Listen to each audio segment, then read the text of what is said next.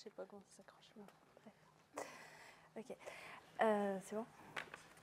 Donc bonjour, on va vous présenter le programme I3REF, qui est un programme de suivi de l'impact du changement climatique sur la végétation en région méditerranéenne. Donc on va vous présenter les premiers résultats et le programme. Ça a fait l'objet de mon stage et de celui de Maria.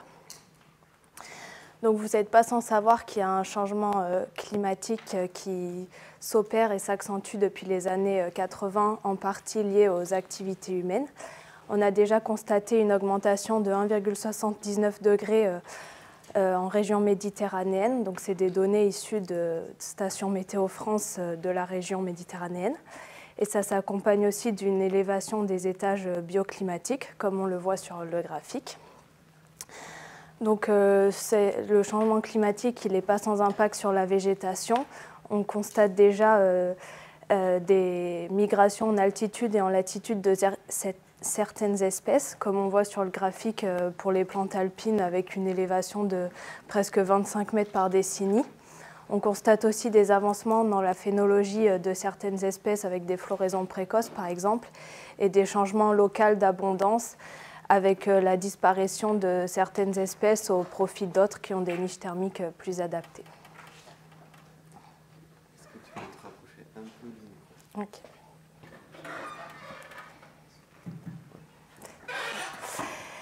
Ok. Donc pour étudier l'impact du changement climatique sur la végétation, on peut utiliser étudier la thermophilisation, c'est-à-dire le déplacement des niches thermiques des espèces grâce aux valeurs indicatrices de température, donc les EIV pour Ecological Indicator Value.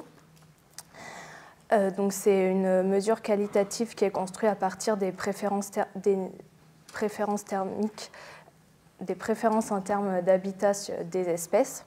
Donc là sur le graphique, vous voyez par exemple les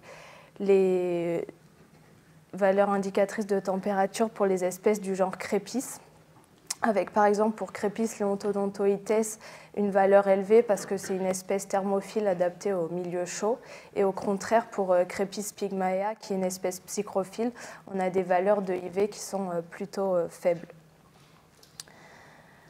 Donc ces indices ils permettent de décrire la préférence thermique moyenne de la communauté et sa variance, donc en faisant la moyenne des EIV de chaque espèce qui sont présentes dans la communauté, on a la préférence thermique moyenne de la communauté. Donc les EIV, c'est une métrique qui permet de suivre le changement climatique, et ensuite on a l'approche des placettes permanentes qui permet de suivre l'évolution de la végétation. Donc il y a différents protocoles qui utilisent cette métrique, comme Flore à l'échelle nationale, Orchamps qui est plutôt sur les Alpes, et l'inventaire forestier national. Donc on a une diversité de protocoles qui sont incompatibles entre eux parce qu'ils étudient des surfaces différentes, et aucun spécifique à la région méditerranéenne qui est pourtant un hotspot de biodiversité et qui présente un important gradient de température. Donc d'où l'intérêt du programme I3REF pour voir comment la végétation va répondre au changement climatique en région méditerranéenne. Donc nous, ce qu'on s'attend à voir, c'est que les espèces les plus communes, c'est donc les espèces qui sont vues en premier, ce sont des espèces plutôt thermophiles, parce qu'on observe une thermophilisation récente et une limitation, mais quand même, plus on rencontrera des espèces adaptées au milieu froid, qui sont donc des reliques des temps où il faisait un peu plus froid. Donc on a une hypothèse sur les moyennes. Donc notre hypothèse nulle, c'est qu'on n'a pas de changement dans les préférences thermiques moyennes des communautés en fonction de la surface. Ça reste constant.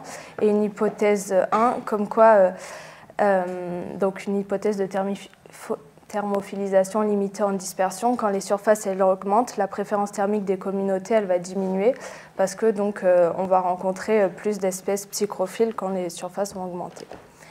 Ensuite, on a une hypothèse sur les variances. Donc l'hypothèse nulle, c'est que l'environnement est homogène. Lorsque les surfaces augmentent, la variance des préférences thermiques des communautés, elle reste constante. Et une autre hypothèse qui dirait que l'environnement est hétérogène, parce que lorsque les surfaces augmentent, la variance, elle augmente parce qu'on rencontre plus de niches dans lesquelles on pourra, de niches thermiques différentes dans lesquelles on pourra trouver des espèces psychrophiles, xérophiles ou thermophiles. Donc nous, ce qu'on s'attend à voir, c'est une hypothèse combinée avec un environnement hétérogène et une thermophilisation limitée en dispersion. Donc pour répondre à cette question, on a mis en place un échantillonnage qui est basé sur les stations Météo France de la région méditerranéenne. Donc nos sites, c'est 1 km² autour d'une station Météo France. Les stations, elles ont préalablement été triées en fonction de des données qu'elles avaient enregistrées et si elles avaient trop de lacunes dans les données entre 1980 et 2020. Et ensuite, on les a classifiées suivant un gradient de naturalité. Donc les sites qui sont naturels à plus de 75%, ils sont classe 1. Si c'est un peu plus anthropique, classe 2. Beaucoup plus anthropique, classe 3, parce que ça permet de moins en moins l'installation de placettes. Et les classes noires, c'est des sites qui sont complètement cultivés, urbanisés, voire des sites militaires dans lesquels on ne peut pas implanter de placettes pour le suivi. Et du coup, pour les distinguer de notre échantillonnage et pour choisir nos sites d'études, on a aussi classifié ces sites en fonction d'un gradient des températures moyennes et des précipitations annuelles. Et après, on a essayé d'avoir une bonne représentativité dans ces gradients pour représenter toutes les conditions climatiques de la région. En 2022, on a eu finalement 20 sites d'études. Et en 2023, nous voulons continuer à compléter ces gradients. Et nous allons échantillonner au moins 10 sites nouveaux et potentiellement d'autres sites en plus avec différents acteurs comme des parcs nationaux ou des conservatoires botaniques. Et pour détailler un peu plus les protocoles de ces projets, on va utiliser différents types de surfaces emboîtées. Du coup, la surface la plus petite, ça va être 10 quadrats de 1 m² qui appartient au protocole Vigifleur du Muséum d'histoire naturelle. Ensuite, nous allons avoir une surface un peu plus grande du protocole hors-champ, que c'est 30 m². Ensuite, nous allons avoir une surface de 5 m² qui appartient au protocole interne à Liembeu et aussi au protocole René-Coffard. Et finalement, la surface la plus grande, ça va être celle de l'inventaire forestier national, que ça va être 707 m², c'est-à-dire un cercle avec un rayon de 15 mètres. Et du coup, dans ces différentes surfaces, nous allons faire un inventaire exhaustif de toutes les espèces retrouvées. Et aussi dans les 3 cercles, nous allons aussi retrouver l'abondance-dominance des espèces avec les coefficients des Brond-Blanquet. Et ensuite, pour finir, nous allons aussi noter quelles espèces se reproduisent dans notre site. C'est-à-dire quelles espèces sont en fleurs, en bouton, où on retrouve des traces de reproduction des années précédentes. Donc pour ce qui est des premiers résultats, donc on a fait un modèle linéaire mixte avec comme effet donc on a fait un modèle linéaire mixte avec comme effet aléatoire les placettes emboîtées dans les sites. Et donc on observe une corrélation négative des préférences thermiques des communautés en fonction de la surface. On voit sur les plus petites surfaces des espèces plus communes qui sont les espèces thermophiles, et lorsque les surfaces augmentent, on rencontre plus d'espèces psychrophiles qui vont faire diminuer la préférence thermique des communautés. Et pour les variances, on observe une corrélation positive entre la préférence thermique des communautés et la surface. Donc lorsque la surface augmente, on a plus de niches et l'environnement on a plus de niches thermiques différentes qui permettent d'abriter des espèces adaptées au milieu froid et chaud. Et du coup, l'environnement est hétérogène. Donc ça, c'est un graphique qui résume les 2 graphes précédents avec une diminution de la préférence thermique moyenne des communautés et la variance qui augmente en fonction des surfaces.